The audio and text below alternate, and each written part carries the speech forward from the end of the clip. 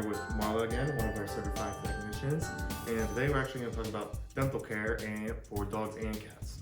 I'd like to start out with a quote by Orion Pamuk. Sorry for pronouncing it incorrectly. Dogs do speak, but only to those who know how to listen. And then I'd like to start with just a quick fact. Dogs have 42 teeth, and cats actually only have 30 teeth. Let's start things off. Talk about dental. I mean, you hear a lot about dental and the bad breath and dogs, and so I want to dive into that. But let's first start out. It's like how does pet food contribute to dental issues in dogs and maybe even cats? So usually there's been a lot of speculation between dry food and wet food. Yep. Dry food, since dogs and cats really don't have to chew it, it just kind of sits there. And the mode of action of actually chewing, the hard food cleans the teeth for the most part. But in wet food, since they don't have to chew it, it kind of just sits on the gum line, it sits on the teeth, and it causes tartar, calculus buildup, and everything.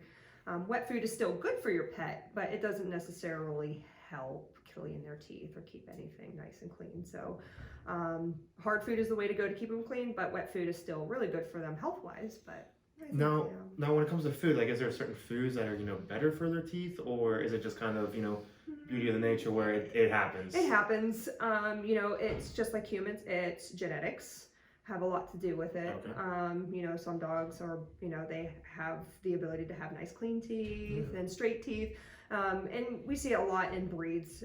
Smaller dogs tend to have worse teeth than the big dogs. Really? Yes. So it's a breed thing, but also genetics do play a part in it as well. So now this is also when you're talking about soft food. Cats also, now do certain cat breeds also genetic wise, or mainly dogs? I want to say it can be genetics. Okay. Since all cats are relatively the same size, it's not like we're seeing like smaller cats, big cats, but all cats are relatively the same. I say it's more genetic than anything for sure. Oh, awesome. So now obviously pets can't brush their teeth around, right? They don't have thumbs. Too bad they don't. That'd be nice. So should pet owners brush their pet's teeth, and if so, how often should they do it? It's gold standard. We try to encourage our clients, from puppyhood, to play with their puppy's teeth, get your fingers in their mouth so they get used to it. We do encourage teeth brushing in our pets, but it's not always easy. We do recommend it every day, but it's not possible for some, especially cats. You can most certainly try, but like I said, we try encouraging it from puppyhood and on. So when you do have to try to brush their teeth, it's a lot easier. So now what kind of toothbrush or toothpaste? Do you use Crest or Crest 3D White? Can you use that on a dog? Unfortunately, no. So I mean, you can. We sell them here. We have a different types of toothbrushes, the finger brushes. But make sure you get your toothpaste from a veterinary office or a pet store. Using things like the things that we use have xylitol in it, which is very not good, deadly. It can be deadly for our dogs and cats. Don't use those. Don't use those. Anything with artificial sweeteners. So we do recommend things specifically made for cats and dogs, and usually it's like chicken flavored or something like that. So, but yeah. Well, that's good to know. We don't use regular human toothpaste. All right, just FYI, don't use it. Could end up to be bad. So now, like dental wipes and rinses and pads, are those sufficient enough to clean teeth? Yeah. Do they work as well, or they don't work as well. But what happens is you can slow down the progression of any dental disease. But if you start using them early on, before you start seeing that calculus, that bad odor and stuff like that, they can certainly help, but they can slow it down, but it necessarily won't treat any dental disease or get rid of it altogether. So it's more as a preventative, just instead of brushing their teeth. Yep. Okay. Now, do you recommend like dental chews for the prevention of gingivitis? Yep, I do, and it's one of those things we also when you're getting to, every dog and cat is different when it comes to these chewies, because some dogs hork them down and they don't even chew on them, and we recommend monitored chew time, because if we want to make sure that they're actually chewing it so they get the benefit of the mode of action of actually chewing to break off that tartar, to prevent that tartar buildup and everything like that. So I do recommend chews, but every dog and cat is different. So see what your dog will do with the chews and everything like that. No, are chews, can they buy chews, or is that something that has to be prescribed? Or so you can buy certain chewies, like some dog, you can buy the, I'm trying to think, like people use those deer antlers, the pig ears and stuff like that. we those can be kind of harsh on them because some dogs get really overzealous with them. They start chewing on them, and sometimes they'll swallow them whole. You can get those nylobones and stuff like that. Like I said, you have to know your dog best. Yeah. You know what I mean? We do recommend anything that they can do that grinding motion with, but they do make special treats that, like the dental chews that say literally, and they're called CET certified. Okay. And you'll see this little emblem on there that says CET, and it means that board certified veterinarians say this is great for your pet to use. So it's something that people can go out and buy themselves. They don't need to go see a vet, just to get the chews. Oh, excellent. Now, what is periodontal disease, and does it occur in cats and dogs, or just one of the? It can occur in both. And what periodontal disease is, it's a step above gingivitis where you start seeing the redness in the gums. Okay. And what periodontal disease, it's a buildup of tartar, and it hardens to this really almost like a cement. It's called calculus, and it gets underneath the gum line, and it starts pushing the gum up, and it gets the bacteria gets under there, and it can really loosen the ligaments in the teeth and the gum and the bone, and it can be detrimental if not caught early. So it can be pretty severe. It can get really bad over time, but that's why we recommend dentals to help remove that. Oh, excellent. Yeah. So now what can be done to prevent this? Is that just getting dentals or frequent? How frequently should a dental, or should you clean your dog's teeth? So you do it every day like humans, or should every day? Yeah, it's one of those things where to prevent it, it's you start early on, like we said before, with encouraging from puppyhood, kittenhood, to get your fingers in there. But once the periodontal disease that sets in, that's when we want you to come in to get an assessment and get those teeth assessed and see how severe it can be, and we can get those cleaned up for you. So.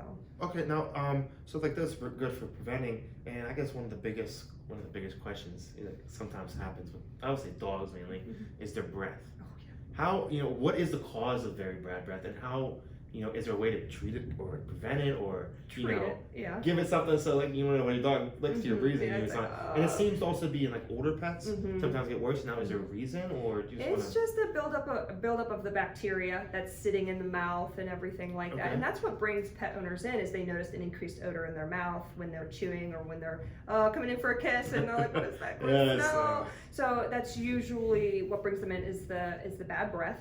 And it's just a buildup of the bacteria that's sitting in there. We can help it with, like the water additives or the wipes and stuff like that. And it helps break the bacteria up and makes the breath smell better, but it doesn't get rid of whatever's on the teeth. Okay. Yeah. So it just kind of it covers it up until you get it clean. Yep. All right. So what steps are involved in cleaning your pet's teeth? And so that if I took it into River Valley, or I try to do it at home, what are the proper steps, or how would it happen? Okay, so usually when you bring your pet in, sometimes we find the dental disease during a routine exam, but unfortunately dogs can't just say clean their teeth. So what we have to do is get you set up for a dental cleaning.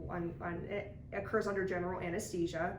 And when we get them under anesthesia, that's when we can really get underneath that tartar, that calculus, and get underneath there and see what's going on under the gum line and everything like that.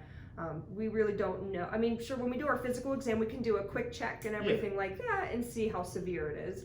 But to actually get the teeth cleaned, we have to do general anesthesia to break the tartar off. So the whole teeth cleaning process is something that has to be done inside a veterinarian hospital rather than at home. At home is more just preventative care. But to get a full workup, something has to come down. Okay. Yeah. So now, what is Oravet, and how does it help? Oravet is a type of chewy that is CET approved, which is awesome, and it's soft. So, and it's by weight, and it's very important to do it by weight because they look smaller than they should be for certain dog sizes, but they're designed specifically so if your dog does accidentally swallow it whole, it fits down the esophagus. It doesn't cause choking. It doesn't cause any obstruction, which is a great thing for these dental chews. But what it does, it's really soft and it's pliable, and when they chew, it gums around the teeth and it cleans them real nice, and it breaks the bad breath. It cleans the teeth really well, and it's really safe for the pets too. Like I said, if they swallow it whole, it's not going to cause any obstruction or anything like that. So it's very safe. So like as in chewies, is this more like a recommended chewy that like people that more doctors and people approve of? It's really taking off, and a lot of people are really liking, and the pets enjoy it too. Okay. And it's also very, like I said, it's also very safe, which is a huge. Well, that's always good. Want something safe. Now, so I guess the last step is, how do you make an appointment, for a dental checkup or cleaning at River Valley Veterinarian Hospital? So what you'll do is you'll just call the office here and talk to one of our lovely receptionists, and we'll go ahead and get you on the schedule to see one of our doctors. And that way we'll do a full physical too, make sure heart and lungs sound good, because since it is done under general anesthesia, we want to make sure everything's okay. If you're in a huge thing that kind of prevents clients from coming in is, my pet's too old, I'm scared, but doing a general anesthesia, and usually age is never a factor in terms of doing general anesthesia. They do perfectly fine, and that's why we do our physicals, and we do blood work beforehand too, to make sure everything looks good. And we'll do a assessment of the teeth and get you an estimate, and then that way we'll get you on the schedule after that and bring you in for surgery, and we'll do a full teeth cleaning. And extractions do happen under general anesthesia too, especially the little ones. They lose a lot of teeth, unfortunately, but dogs do, and cats as well, do very well with teeth extractions and stuff like that. So you'd be surprised. So now, if I was to book one of these appointments at River Valley, how long should I, be expected to wait as a client? So is it something that I come in, I fill out the paperwork, I drop off my dog, and come back later, or is it something where I come in, I sit there, and I have to spend a few hours, or like, what are the options and how long, is this procedure? So usually the procedure, it just depends. When we get in there, it's the same day procedure. Drop your pet off in the morning, and then they'll go home same day. But a dental procedure, like I said, we really don't know what we're getting into until we put them under anesthesia, and we can really look on all sides of the teeth and everything. Procedures, like I said, it just depends on the mouth. But like I said, getting in for the appointment and then scheduling, we can almost get you in within a week or two, which is really nice. Yeah. And get your teeth all fixed up. Their teeth all fixed up. Now, so just final question here is, if I'm a new client, do I need to schedule first like an initial appointment and then schedule surgery now, or on the other side, if I'm an existing client? Can I just come in and schedule the surgery? So usually, with new clients, we have to make sure we do a full physical and that you're established, and then we'll schedule the appointment. But say we've seen your pet within the last few months, we most certainly can get you in and get you scheduled. And we do blood work that morning of the surgery, so we don't have to worry about you coming in for a separate appointment of that. But if you're established, as long as we've seen you within the last few months, we can just get you on the schedule. But if we haven't seen you in a while, say probably 6 months and over, it's a good idea just to reassess the teeth or any concerns you may have before we go ahead and get you on the schedule. So well, excellent. Well, thank you, Marla, for filling us in on dental care. I hope everybody got some information. And if you guys are looking for dental care, please call us at 724-274-5575. And like she said, one of our wonderful receptionists will take care of you and get you all set up. But until then, thank you guys for watching, and we'll see you next time.